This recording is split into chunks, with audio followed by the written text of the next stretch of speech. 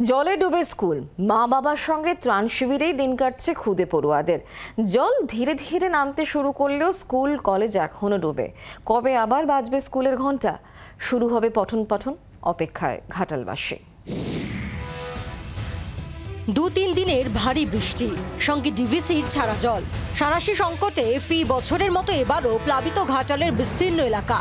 বৃষ্টি থামায় ধীরে ধীরে জল নামতে শুরু করেছে, তবে এখনো বানভাসী বিস্তীর্ণ এলাকা, বিশেষ করে সংকটে শিক্ষা ব্যবস্থা। প্রশাসনিক সূত্রে খবর, ঘাটাল পুরসভার 13টি ওয়ার্ড এখনো প্লাবিত।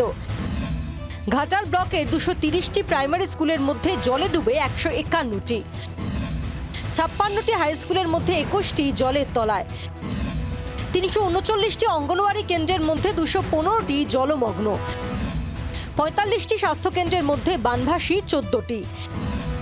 এছাড়াও ঘাটাল পুরো এলাকার ওয়ার্ডের সবকটি প্রাইমারি ও high school, ICDS centre, health centre এখনও কার্যত জলের তলায়। জেলা স্বাস্থ্য দপ্তরের উদ্যোগে বন্যা কবলিত এলাকায় স্বাস্থ্য পরিষেবা দিতে চলছে স্বাস্থ্য শিবির।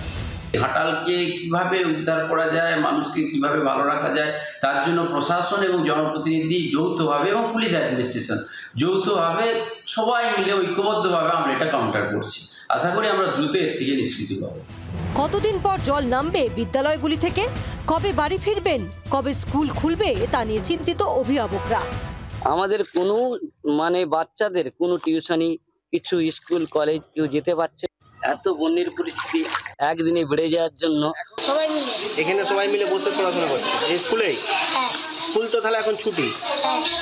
বর্তমানে ঘাটালে সব নদীর জলস্তর কমছে, জল নামছে প্লাবিত এলাকাগুলি থেকে। ছন্দে ফেরার অপেক্ষায় বানভাসী ঘাটালবাসী। চম্পক দত্তের রিপোর্ট, জি 24 ঘন্টা।